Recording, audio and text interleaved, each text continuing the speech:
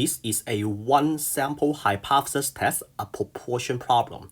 Car accident. A report shows that 75% of the car accident is related to driving under the influence of alcohol. So driving under influence, DUI.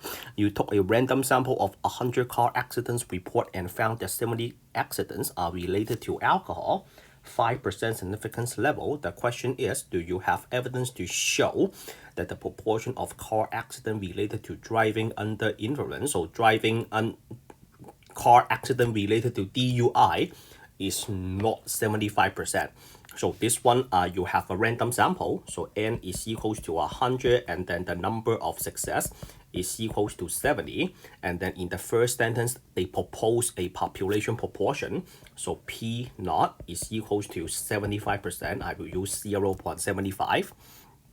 And then what they are trying to show is not 75, right? So my H naught is taking the first sentence, the true proportion is equals to 75%, and then the alternative hypothesis that will be the opposite, not 75, so that is not equal to 0.75.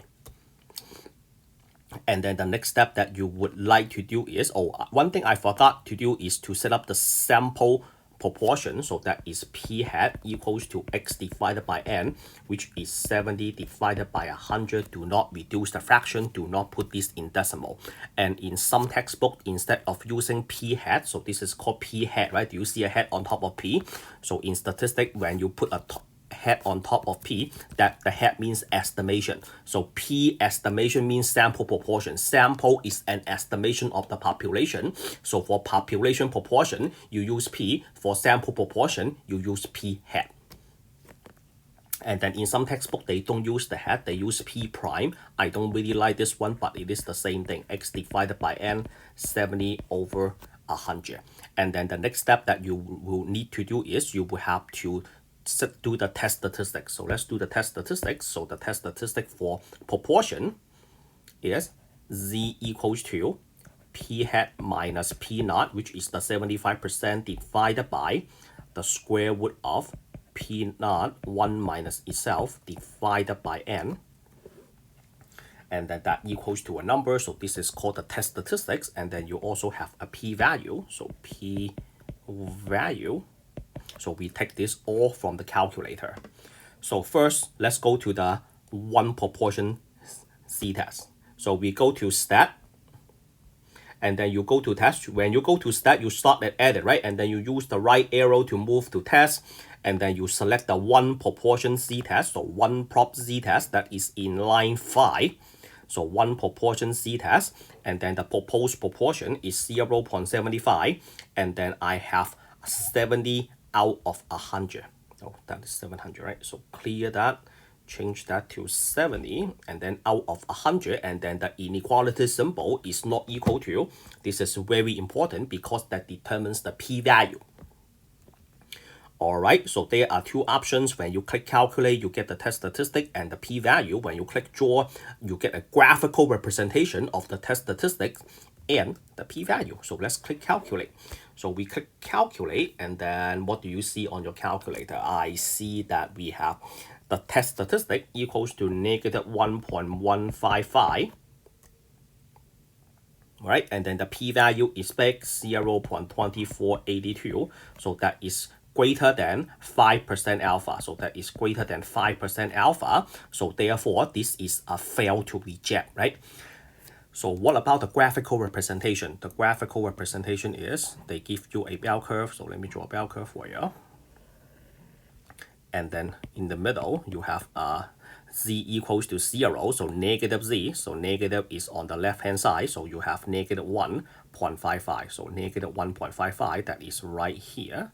So this is z equals to negative 1.155. So this is called test statistic. All right, and then where is the p-value? The p-value is not equal to. So for not equal, you have 1z on the left, 1z on the right. So you have a positive and negative 1.55, 1.155, and then the p-value is the sum of these two regions.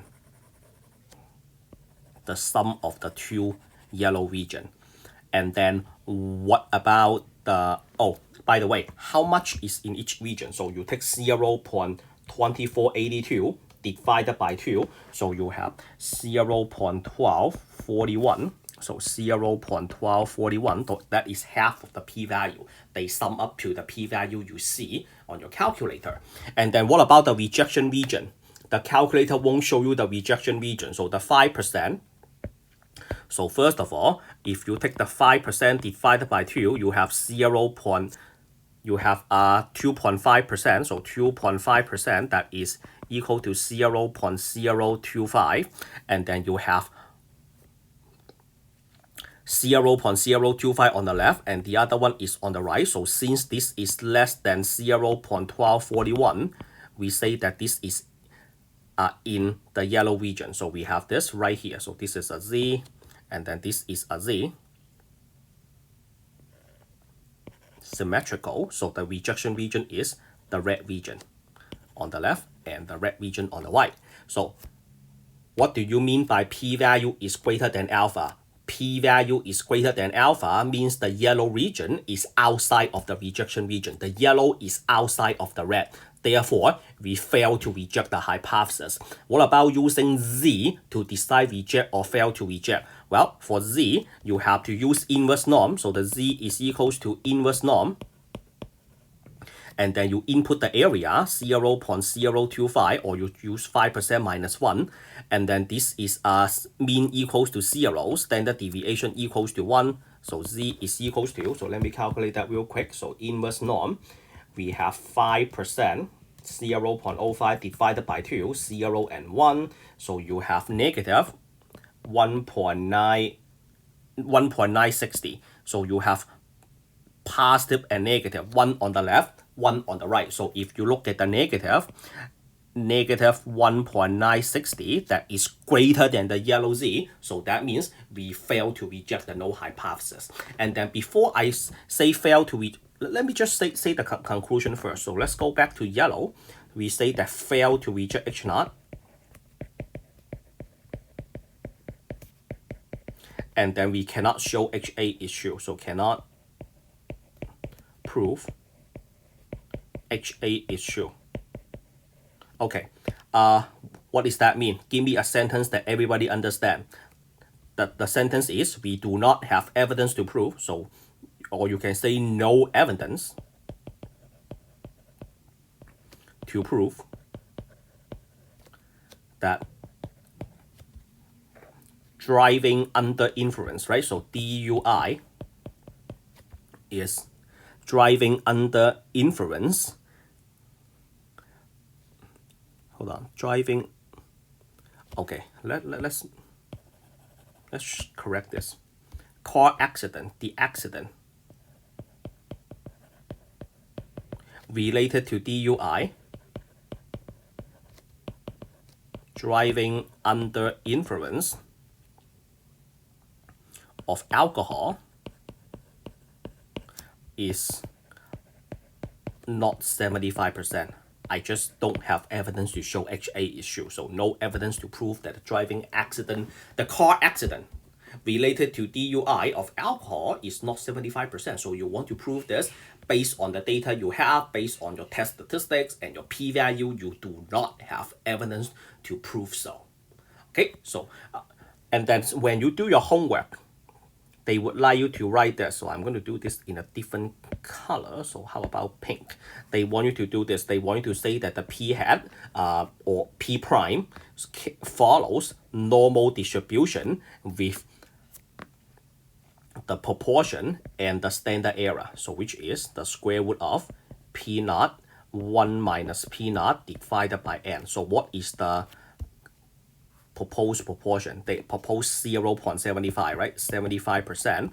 And then the other one, so you do this, you have the square root of 0.75, 1 minus that, and then divided by 100 people. Okay, let me quickly calculate what that is. So we have square root 0.75 times 0.25 divided by 100. So we have 0.0433. They usually like 4 decimal places. Okay, so we got the conclusion. we stated what the sample proportion follows. We got the picture, so we have a completed report. How about using a confidence interval to support myself? So using confidence interval to support yourself, let's draw a line. What is alpha? Alpha is 5%. So we have 5% alpha. So that means we are doing a 95% confidence interval. And then the formula is you have the point estimate, p hat, plus or minus z half alpha, and then the standard error that we just wrote, p hat 1 minus p hat divided by n, and then you are going to ask me, hey, that is not what you wrote in Paint. So the reason is this: when you do confidence interval, you are trying to estimate the population proportion p, right? So if you put p in the formula, that means you already know p. If you already know what it is, why do you still want to estimate, right? If I already know the answer, why do I still need to guess what the answer is? So that's the point. So that's why when you do confidence interval, you use p hat only. And then regarding the answer, we take that straight from our calculator by doing this. So you have to go to stat, and then this time you are in edit, you go to stats first. You are doing a 1 proportion z interval. That is in line A, the letter A. 1 prop z int. So you have to go all the way down until you see 1 prop z int. So 1 prop z int, you click that, and then this one you have 70 out of 75, right? So you have 70 out of 100, 70, and then out of 100, and then what's the C level? The C level is 0.95. So once you click calculate, you will get the following answer. You will get 0.61,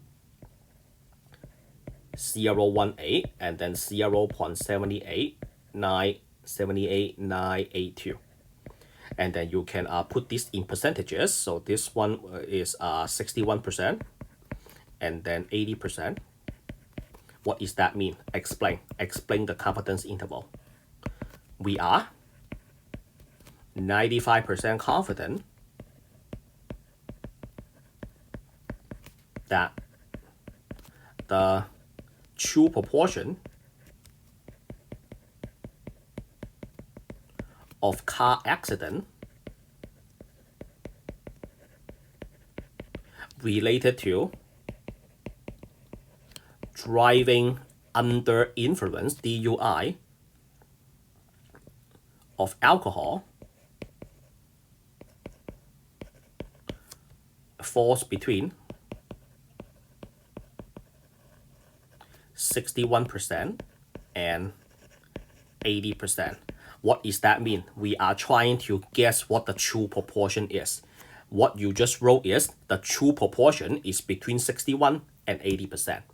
And then how do you support your conclusion? You just wrote a conclusion using the p-value, right? How do you use this confidence interval to support yourself? So to support yourself, you have to say again, what you wrote is the truth is between 61 and 80. So what's the proposed p? So you have h naught, p is equal to 75, right? So you have that equals to 0.75, which is 75%. You propose that 75% is the truth. Now, is 75 between these two numbers? The answer is yes. So 75 is inside the confidence interval. So that means what you propose can be the truth. So h naught can be true. So therefore, you fail to reject. Someone proposed a number. So you, in your mind, you are thinking about that the true answer is between 61 and 80. And then someone right next to you said, hey, can the truth be 75? And you are thinking, well, 75 is between 61 and 80. So that means the person right next to me, that can be the truth. So that person might be telling me the truth. So we fail to reject h naught. So that person gave you a statement, hey, the truth is 75. 75 is between those two numbers. Then you are thinking, all right, that might be the truth. So let's just fail to reject, do not reject his statement. So that's what it is. Again, you have failed to reject and fail to reject. All right.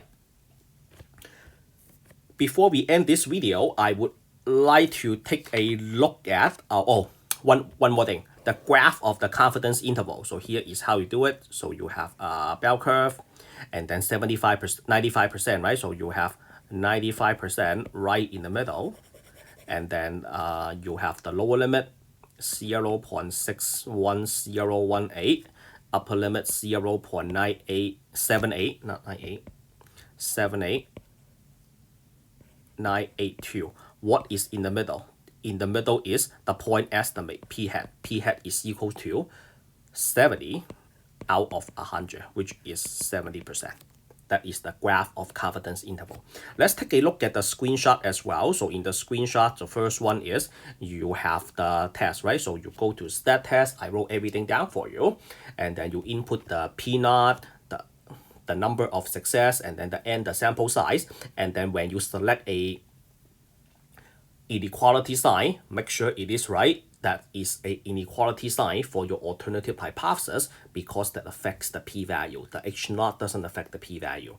And then when you click draw, you get the bell curve. When you click calculate, you get the report. So the report, you need to look at the p-value that is greater than 5%. So you fail to reach h0. And then the graph, you have two orange region, right? So just don't say that each region is equals to 0.2482. They sum up to the p-value. Because this is a two-sided test, you have to cut the two value into two pieces. One piece on the left, the other piece on the right.